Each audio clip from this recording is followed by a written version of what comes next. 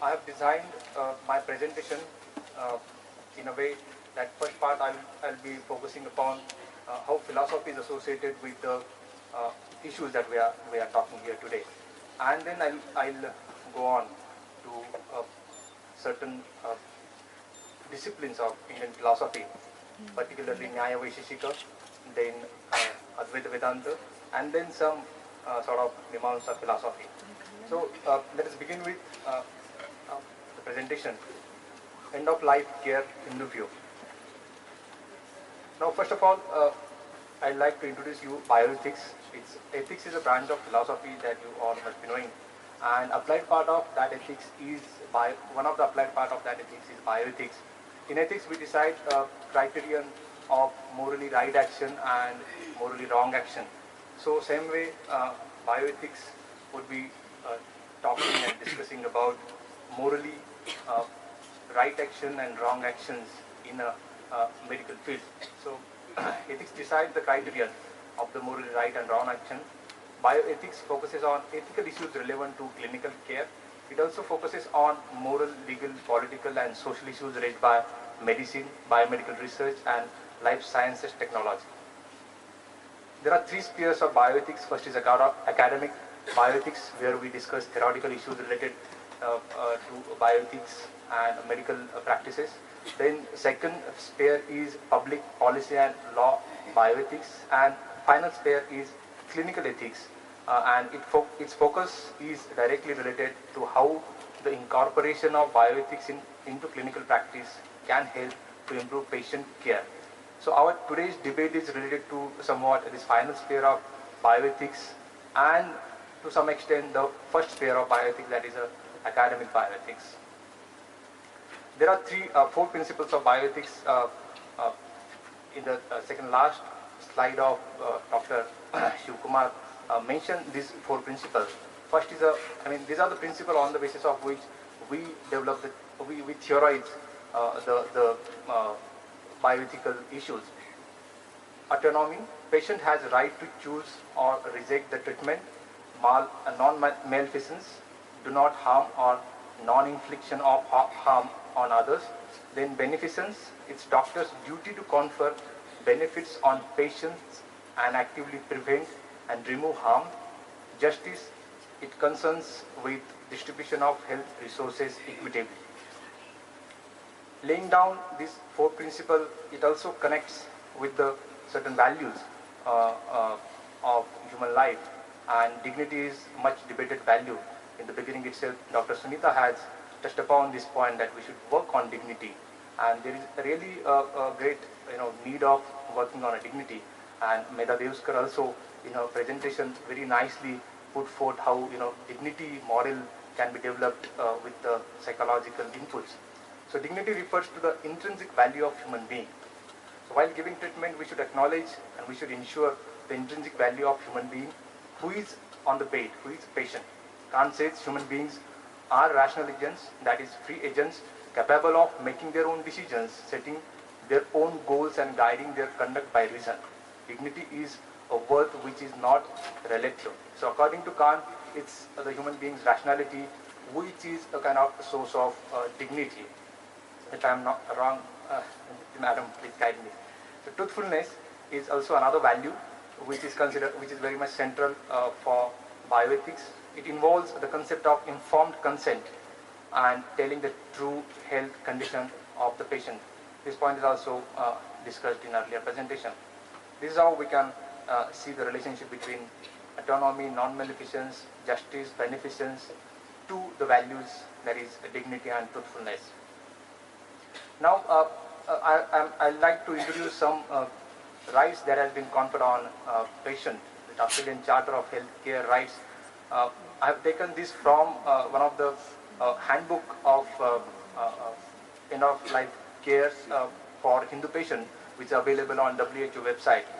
So access is this charter specifies the key rights of patients. Access is the first, safety is second, communication is third, participation is fourth, privacy, comment and respect. You can see into detail these rights on that website. So end of life care We have also discussed the definition of end-of-life care and palliative care. The WHO definition is also mentioned by Dr. Shiv Kumar and Medha also. So there are commonalities between palliative care and end-of-life care. There is a very thin line between end-of-life care and palliative care, as Dr. Shiv Kumar mentioned that end-of-life care is a broader term in which palliative care comes. I think end-of-life care is what can say non-medical intensive care, whereas palliative care is a medical or medicine intensive care. But other aspects are quite similar. Both presuppose the right to die with dignity, and both types of care involve team efforts with multidisciplinary approach. Both end-of-life care and palliative care believes in the holistic approach. Now, how end-of-life care is a global health problem? Everybody is talking about problematic area of end-of-life care, and which is much neglected area. Dr. Sunita has also mentioned that, and Dr. Medha also mentioned that this particular area is quite ignored. So Peter Singer, who is a well-known bioethicist and applied ethicist, gives the statistics that there are 56 million. I mean, today's statistic might have been changed, but in 2011 he has published a book called Textbook of Bioethics, Biomedical Ethics, and there he gives the statistics. There are 56 million deaths per year in the world. 85% among them are in developing countries. Each affects 5 other people in relations. So in total, 300 million people worldwide are affected. This number is 5% of the world population, and therefore he says that this is a global health problem. If 5% of the world population is affected by this, that means it's a big problem. Now, what is philosophy behind it? I just was browsing online and trying to understand what actually involves in end-of-life care issues. So I just listened one TED talk given by P.J. Miller in September 2015. It was so stunning. I would also recommend you to listen to this talk. It's quite inspiring, and he is also medical practitioner. He provides healthcare facilities, end-of-life care also he is providing. He is running, I think, Zen Hospice project somewhere in America. I'm just highlighting some points which he is discussing in his talk. Diseases, he says that diseases are at the center and not man at the center of healthcare facility. This is the major problem. Since morning we are talking that diseases are considered at the center, and entire system is developed according to the disease-centric approach, whereas we need to have man or human being-centric approach. Dying shouldn't be anesthetic, opposite of aesthetic. People are ready to die not because they found some final peace, but repulsed by the situation of their life. Therefore, we need to have compassion towards patient, and he gives excellent definition of compassion. Compassion is suffering together and relieving the pain. So this focus should be there towards the end-of-life care. We should rethink and redesign how it is we die in order to have creative dying experience. This idea is excellent idea that we should have, we should look forward to have a creative dying experience. This is most certain thing in our life that we are going to die. All of us are going to die. But why death has been maligned? So why death is has been portrayed like a demon, and we are scared of death always. If we are going to die, definitely then we can be creative on our dying experience. And I think this is what the philosophy behind entire end-of-life care. Some questions are there. Uncertainty of future, will power of the patient, hope of relatives, acceptance of inevitable death, then bad news, listening to the bad news. Death is guaranteed in immediate future, and there are issues involved which are like pain control, futile treatment, as Dr. Shiv Kumar has mentioned, sedation, withholding, withdrawing, artificial hydration, and nutrition, request to euthanasia, and assisted suicide. These are some of the different issues which are involved there, and Medha also has mentioned those issues very clearly. So there should be a cultural sensitivity while solving this problem. This is what even Peter Singer believes. Death has its own meaning in every culture. So we are culturally designed human being. Our consciousness, subconsciousness is designed by culture. and we carry unconsciously some impression of death. Each culture adopts a life view and world views. This fact can certainly improve the impact of end-of-life care. Single end of life approach can't be universally applicable. This is what people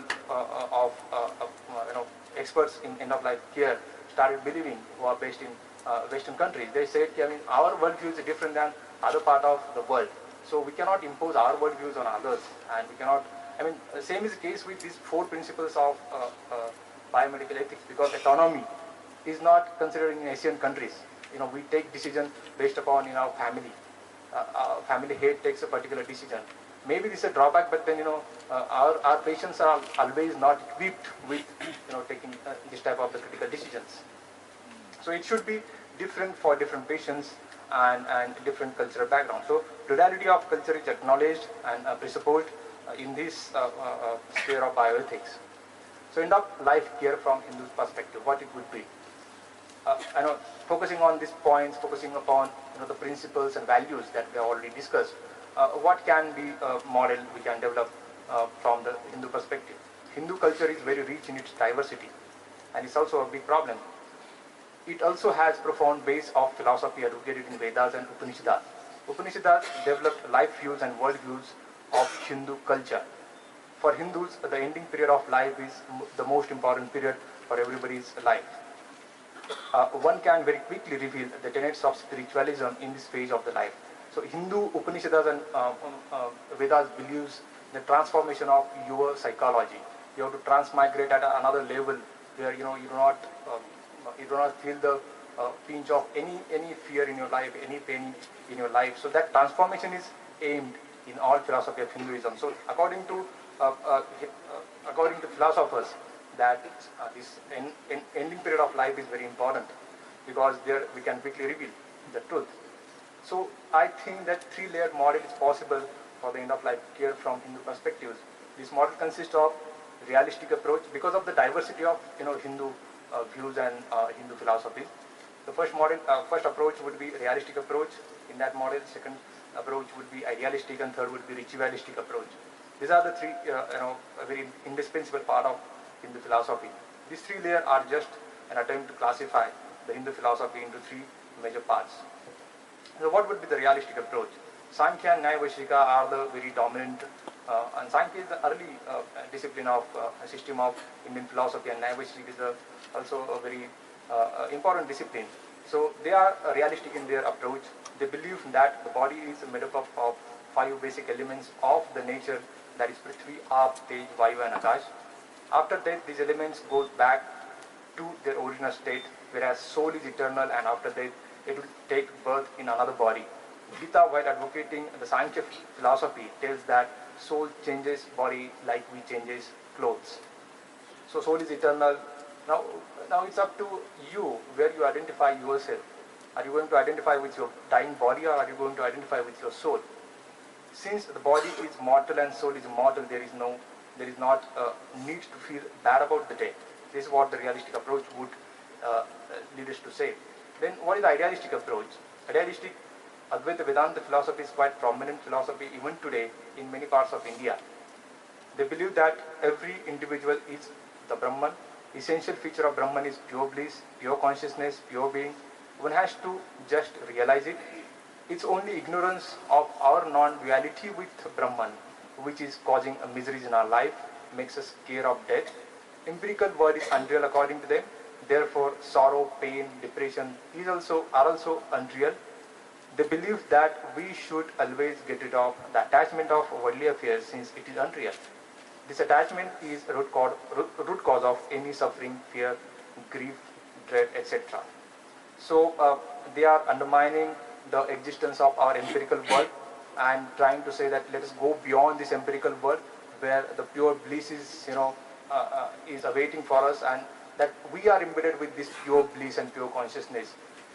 Because we got attached with a certain worldly affairs, that's why we are under pressure and we are going through a severe pain. Same case is with many depressions and many emotional problems.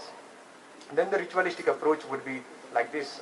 Both approaches are relying on one on eternality of soul and mortality of body. And both approaches believes in that knowledge of this reality refreshes our mind. They are basically, hoping from the knowledge only. They are not expecting you to do something. You just have to reveal, you just have to know that, I am non-dual, or, I am made up of, my body is made up of 5 elements. That knowledge itself is enough for, getting rid of all these painful experiences. So it helps us to look beyond all worldly predicaments of human existence. Third approach is also quite popular in Hindu way of living, and that is the ritualistic approach. Hindu holy scriptures suggest many rituals for each phase of life. Ritual helps to mentally prepare for the change. That's one of the reason why even behind that's the one of the reason even behind the 16 sanskaras. B.J. Miller, the TED Talk person, and the Peter Singer believe that ritual give meanings to life. Nowadays we are, very badly criticizing rituals because we believe that the blind faith, and irrationality is they're much behind all this ritualistic approach. But according to them, that the ritual gives meaning to life. Patient would feel his intrinsic value, intrinsic worth if the rituals are performed for him. Performing ritual is also a means to connect human being with the law of nature. Hindu holy scriptures advocate chanting of Sanskrit slokas and stotra on many occasions, and this is not real only in case of Hindu, but Jainas and Buddhism also believes in this type of actions. They have slokas to be chanted especially at the challenging time. Faith in scriptures will make the patient not scared of the situation in which they are in. The spiritual healing refers to the process of caring for diseases of the mind and body with the help of faith. Mind plays an important role in any healing processes. Dr. Mehta has focused much upon this, that it's the mind on which we can work at the end of our life, because when end of life care is provided, when the medicine also stops working, and when the death is inevitable in near future. So at that time, what is very important is your mind. Like B.J. Miller is saying that we should have a creative dying experience. So it's only mind where we can work. So that's why mind plays an important role in healing process. Spiritual attitude helps to create a healthy mind and reduce anxiety and worries. Spiritual faith increases the inner strength that is needed to fight the disease. At this point of time, when death is quite visible, there only it's your spirit or it's your mind or it's only your willpower which fights with the situation. And there are necessary fear and unnecessary fear. Unnecessary fear can be removed very easily with the help of this type of healing and this type of counseling. There are necessary pains, we can say, which are there with your with your body, with because of disease or maybe sickness that you are having. But then there are unnecessary pains that you are feeling the pinch of some worry, you are attached with something. So if that type of the counseling is provided a particular patient, then he can get rid of those worries. So spiritual faith increases inner strength that needed to fight the disease. But bioethics assumes that all traditional knowledge is free from the problem. It is not the case. There are so much of problem already going with all this our traditional wisdom, because this wisdom is not a static thing. Wisdom is a continuous process. We become wiser and wiser day by day. We go through several experiences. So there are certain problems with all this traditional treasure of wisdom that we can say. There is continuous battle against certain principles of spiritualism advocated by Hinduism. Bioethics assumes that the spiritual component in the end of life care is free from problems, but it is not. There is a problem of patriarchy of women and women's subjugation. There is a problem of hegemony and discrimination also. For example, karma theory presupposes Varna hierarchy, which has been denounced by most of the contemporary intellectual. And whenever we talk about the end of life care from Hindu perspective, we immediately draw upon karma theory. So, and karma theory is embedded with so much of problems. I was just going through the Sept passage book published by Oxford, I think, and there are a couple of articles written by Uma Maisurkar, and he gave, I think, 4 articles are there, and it's a very interesting discussions are taking place in that book on the end of life care and palliative care. And there she always take help of karma theory. But the karma theory is just one component of entire Hindu philosophy, which is a problematic. If we, ensure, if we add this problematic component of Hindu traditional philosophy, then there is a problem of ensuring the problematic philosophy into the society. So, bioethics need to be aware of this. Contemporary theories of morality and legal positions can't accept those culturally rooted practices. If bioethics uses those old theories as it is, then there is a great possibility of continuation of problematic practices. So bioethics needs to be aware of the critical discourse of religious heritage. And that's what I wanted to put across at this particular moment of time. I must have exceeded the time. Sorry for that. Thank you very much.